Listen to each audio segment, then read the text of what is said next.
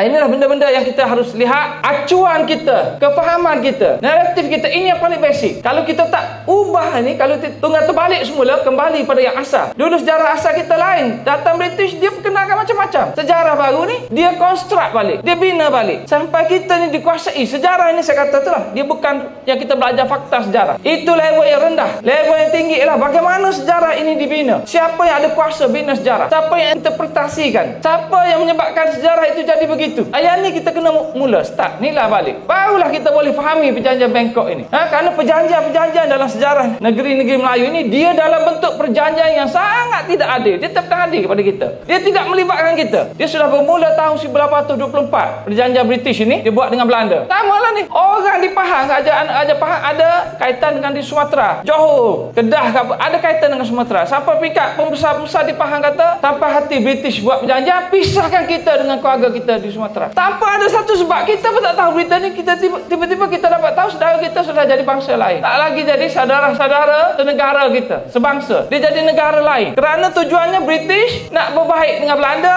Kerana masalah di Eropah. Buat perjanjian di sini dengan logik dia. Ada tak dia ada hak terhadap Sumatera, terhadap Melayu? Tak ada.